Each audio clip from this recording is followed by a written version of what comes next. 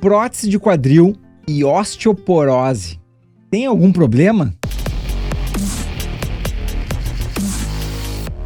Olá, meu nome é Davi Guzmão, sou médico ortopedista focado na articulação do quadril e através de toda a minha experiência internacional como cirurgião, palestrante e instrutor, eu trago aqui para vocês as melhores e mais recentes informações sobre a articulação do quadril, ossos e cartilagens e também as articulações do joelho. Nesse vídeo, nós vamos falar sobre a relação da osteoporose com a prótese do quadril. Será que é importante ter alguma preocupação? Será que a gente tem que modificar alguma coisa na cirurgia? Será que a gente precisa de algum planejamento diferenciado? Assistindo esse vídeo completo, você vai ter essas informações. Então, pessoal, já aproveito para pedir aqui para que vocês se inscrevam no canal, para que vocês recebam as notificações e também compartilhem esse vídeo para ajudar o maior número de pessoas a tomarem as melhores decisões no que se refere à sua saúde. Sempre, é claro, ouvindo a opinião do seu médico, que é a pessoa mais importante para falar com vocês diretamente sobre isso. Então, hoje vamos falar sobre esse tema, a osteoporose. Para começar, é bom esclarecer o que significam os termos. Osteoporose significa um enfraquecimento da parte óssea, do osso. E artrose ou osteoartrose é o desgaste da cartilagem. São coisas diferentes, mas elas podem ocorrer concomitantemente, elas podem ocorrer ao mesmo tempo. Em geral, as mulheres têm uma tendência a ter mais osteoporose, mas não é algo que ocorre somente em mulheres.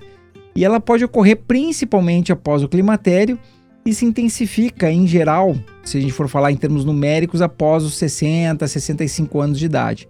Após os 60 anos de idade já pode estar acontecendo um certo grau de osteoporose aí nas mulheres. Então esse é um tema importante porque muitas pessoas ficam preocupadas se vão ter algum risco maior durante a cirurgia de prótese do quadril pelo fato de terem osteoporose. E essa é uma preocupação extremamente legítima e vamos conversar sobre isso.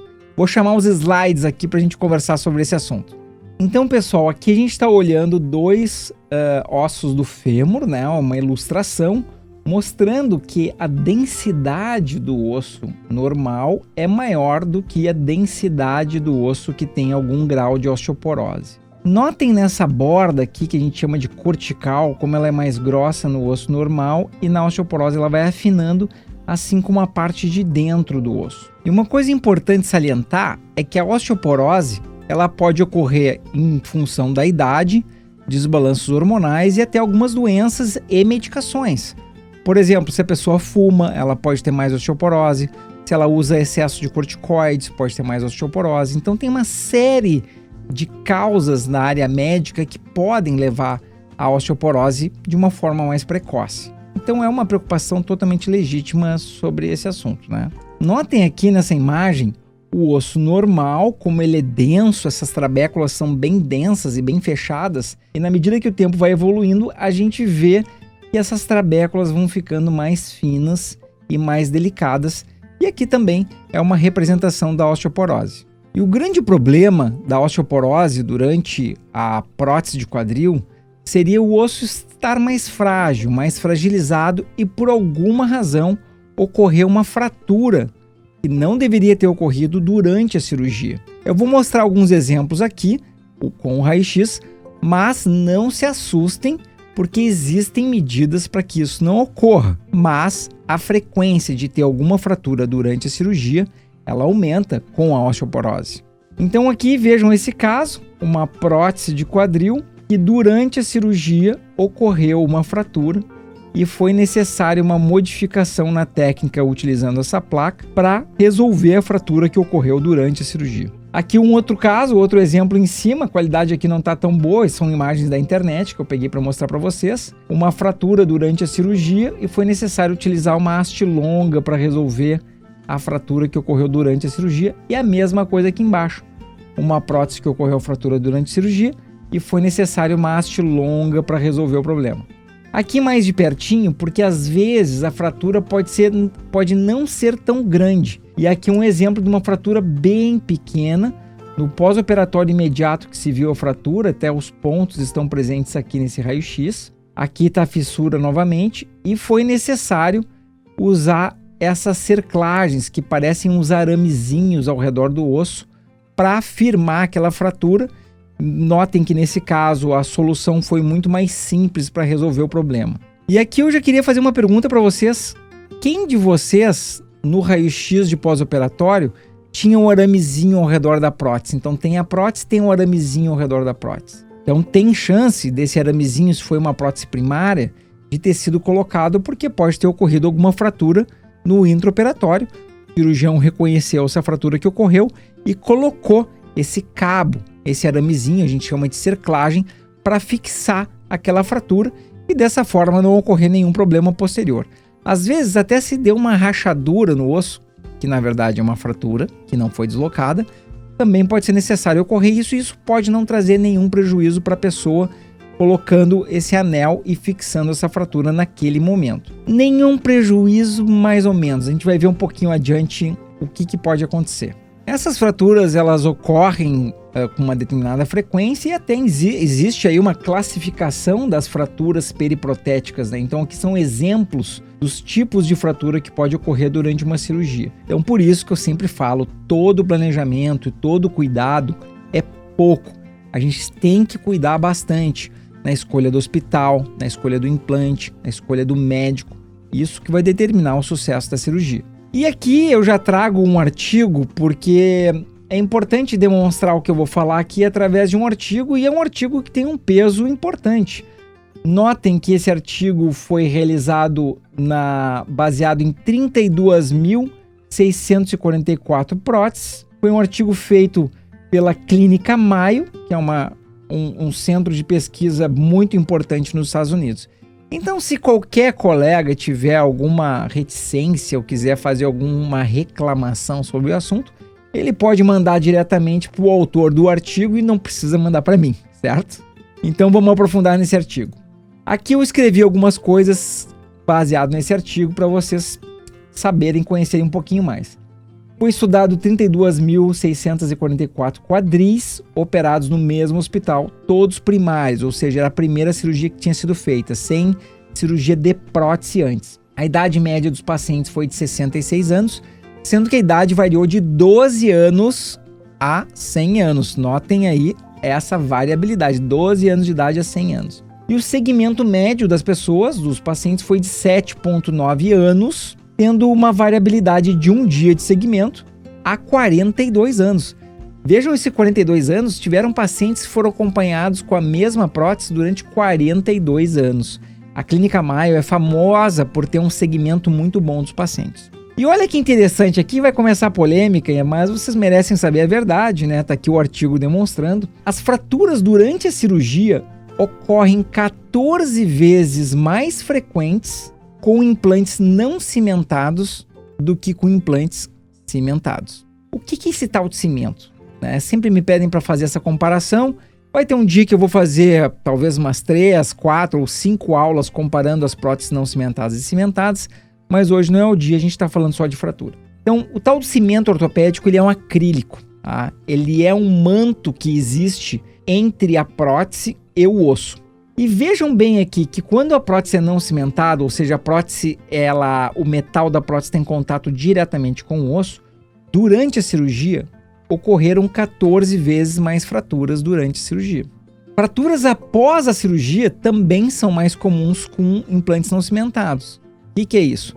A pessoa fez a cirurgia, deu tudo bem, em algum momento durante a sua vida ocorreu uma nova fratura pelo fato de ter um implante do tipo não cimentado. E aqui outro dado aqui embaixo interessante, que o risco cumulativo de fratura durante a vida com a prótese não cimentada é de 7,7% e com a prótese cimentada é de 2,1%. Vamos conversar um pouquinho mais profundamente sobre isso. Uma das coisas interessantes de observar é que a quantidade de tamanhos de fêmur, do osso do fêmur que existem, são muito grandes, né? Existem uma infinidade de tamanhos do osso. E o número de tamanhos da prótese não são infinitos, existe um número limitado. Então, algum dos motivos que pode ocorrer essas fraturas durante a cirurgia é quando não existe uma correspondência exata entre o tamanho da prótese selecionado, não cimentada, e o tamanho do osso. A prótese não cimentada, ela precisa ter um contato íntimo com o osso para que o osso cresça na prótese, e esse é o método de fixação que depende do organismo do paciente. Então vamos pegar um exemplo assim, que são números arbitrários que eu vou falar. Imaginem que existe um osso que é o tamanho 4.5. Nesse osso de tamanho 4.5, se for selecionado uma prótese 4 menor que o osso, pode ser que ela fique pequena demais para o osso e ocorra uma coisa que a gente diz que chama de subsidence. A prótese afunda do osso porque o osso não fixou nela, não estava justinho o suficiente. Agora, para resolver isso, vamos então selecionar uma prótese de tamanho maior. Então o osso tem 4.5, imagina que selecione uma prótese número 5. E essa prótese número 5, às vezes, ela não desce até a posição adequada porque está justo demais. E tem duas situações que podem ocorrer. A prótese fica muito para fora e alonga a perna do paciente. Já me avisem aí nos comentários se aconteceu isso com alguma pessoa. Ou se o cirurgião tenta forçar demais a prótese, batendo para que ela entre até um nível adequado, conforme foi feito o planejamento, pode ser que o osso não tolere essa diferença e o osso do fêmur quebre. E foi o exemplo que eu mostrei para vocês aqui no início do vídeo. Então esse é um problema que a prótese não cimentada apresenta. Claro que tem métodos para a gente tentar evitar isso, que o melhor método de todos é o planejamento. E às vezes também cortar um pouquinho mais a parte do osso na parte de cima, raspar um pouquinho o osso para que a prótese consiga se encaixar. Então tem várias maneiras de tentar contornar esse problema, mas esse é um problema existente. A prótese não entrar até o fim porque ela tem um tamanho um pouco maior do que o osso, e se for feita uma tentativa de entrada forçada, pode fraturar o osso se ele não tiver uma resistência maior. Também existe essa questão de, após a cirurgia tendo sido realizada, ao longo da vida do paciente, tem uma incidência maior de fraturas quando a prótese é não cimentada. Porque quando se usa essa resina, que é o cimento ortopédico, que se chama metametilmetacrilato, ele funciona como uma interface de elasticidade entre o osso e o implante. O metal tem uma elasticidade menor do que o osso, ele é mais duro. E esse cimento ortopédico, ele faz como se fosse um buffer, ele amortece essa falta de flexibilidade, transferindo essas forças para o osso de uma maneira mais suave. Já com a prótese não cimentada, existe o contato direto do metal com o osso, e isso diminui esse módulo de elasticidade e faz com que tenha uma interface muito rígida para uma interface mais macia. Em nenhum lugar do nosso corpo existe o contato diretamente de um metal em relação ao osso. Já o cimento ortopédico, metametilmetacrilato, ele tem uma fórmula que é baseada no carbono, oxigênio e hidrogênio. Os átomos dele e o módulo de elasticidade dessa substância, ela é mais amigável ao osso. Vamos olhar esse gráfico agora, que é bem interessante. Notem que a linha contínua são as próteses não cimentadas e a linha pontilhada são as próteses cimentadas. E aqui embaixo a gente está observando o número de próteses em cada grupo e o número de anos existentes de acompanhamento. Notem então que, na medida que passa o tempo, o número de fraturas das próteses não cimentadas vai aumentando gradativamente desproporcionalmente ao número de fraturas que ocorreram nas próteses cimentadas. Chamando atenção para esse tracinho inicial aqui de um início abrupto, porque durante a cirurgia existe um risco maior das fraturas das próteses não cimentadas. Então a gente consegue ver nesse gráfico uma diferença bem grande entre os tipos de implante. Bom, por que eu falei tudo isso? A razão de ter dito tudo isso é que os pacientes que estão mais expostos a riscos de fratura durante a cirurgia são os pacientes em geral que têm acima de 65 anos, segundo esse estudo, e pacientes do sexo feminino. O risco cumulativo ao longo da vida não difere em relação ao sexo, em relação à idade da cirurgia. Mas aqui já fica uma mensagem e um pensamento. Será que uma pessoa que já apresenta algum grau de osteopenia ou de osteoporose, já não seria melhor a gente escolher um implante que tem menos risco de fratura, como os implantes cimentados? Será que talvez, como o risco global de ter uma fratura durante a cirurgia é menor no implante cimentado, será que talvez não seria uma melhor escolha também? Então a escolha do implante ela é determinada pelo cirurgião e eu advogo para que essa escolha deva ser feita entre o cirurgião e o paciente, os dois decidirem isso junto, porque sempre existe prós e contras. Então a decisão tem que ser em conjunto. Às vezes, conforme a via de acesso, a gente tem que mudar o tipo de implante, utilizar o implante não cimentado em detrimento do implante cimentado. E às vezes, se o paciente já teve uma cirurgia prévia, ou já teve uma anatomia modificada, ou o formato do quadril pode exigir que a gente escolha um implante ou outro. Então existem esses desafios durante uma cirurgia para a gente escolher o melhor tipo de implante. Outro ponto interessante, que a prótese que tem a maior durabilidade no mundo hoje publicada é uma prótese do tipo cimentada, que se chama a prótese de Exeter. A segunda prótese com a maior durabilidade é uma prótese não cimentada. Então existem próteses excelentes, independente do método de fixação. Então quando a gente fala, o paciente me pergunta qual que é melhor, a prótese cimentada ou não cimentada, isso não tem informações suficientes. A gente precisa saber o nome do implante, o fabricante, o modelo. E quando a gente usa o termo híbrida, significa que a parte de baixo, que é o fêmur da prótese, é cimentado e a parte de cima é não cimentado, que hoje, em alguns países da Europa, como a Inglaterra, que é o berço das próteses, é o modelo mais utilizado hoje. A parte de baixo é cimentada e a parte de cima é não cimentada. Isso varia muito conforme os países e a gente tem que levar em consideração que existe uma guerra econômica. Então tem países que fabricam mais próteses não cimentadas, que promovem mais essas próteses por fabricarem esse tipo, e outros que fazem mais próteses cimentadas. E tem um outro ponto também, que a prótese não cimentada, ela é mais rápida de ser executada pelo cirurgião. Quando a gente pensa quantas próteses o cirurgião vai fazer dentro de um ano, ele vai ganhando alguns minutinhos em cada cirurgia de prótese não cimentada, e ao longo desse tempo, pode ser que ele faça mais cirurgias. Na minha opinião, essa diferença de tempo, que em geral é em torno de 10 minutos a mais para uma prótese cimentada, não compensa esse risco. Eu sou muito favorável à análise individual de um paciente para o outro, para a gente estabelecer o que é melhor para aquele paciente e discutindo os prós e contras com o paciente para que exista um consenso entre o médico e o paciente. Então é muito importante vocês conversarem sobre isso, especialmente para as pessoas que têm algum grau de osteoporose ou algum grau de osteopenia. Já vamos fazer uma pausa aqui e lembrar vocês de se inscrever no canal, colocar algum comentário, colocar alguma pergunta, contar para mim se no caso de vocês ocorreu alguma fratura durante cirurgia, se tem aquele aramezinho, ou se vocês têm osteoporose ou osteopenia e tem alguma dúvida ainda sobre esse assunto. Mais um detalhe, pessoal, que eu costumo comentar: se existisse um implante que funcionasse para 100% dos pacientes e fosse igual para todos e o melhor, todos os cirurgiões escolheriam apenas aquele implante. Então, todo implante existem prós e contras.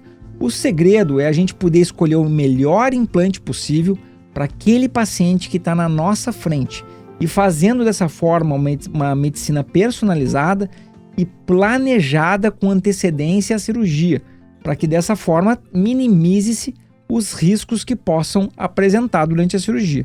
Toda cirurgia tem risco, a gente tem que fazer com que os riscos diminuam ao máximo. Certo, pessoal? Então me digam aí o que acharam desse conteúdo, se isso aí pode ter assustado um pouquinho ou não, mas é importante você saber, vários cirurgiões sabem disso e vão pensar nessas escolhas, mas se você tem osteoporose, osteopenia, tem que comentar com o seu cirurgião e perguntar: doutor, eu tô com osteoporose, eu tenho osteopenia, qual é a estratégia que a gente pode fazer para diminuir riscos na cirurgia? Certo, pessoal? Comentem aí e vamos continuar essa discussão. Até mais, até o próximo vídeo.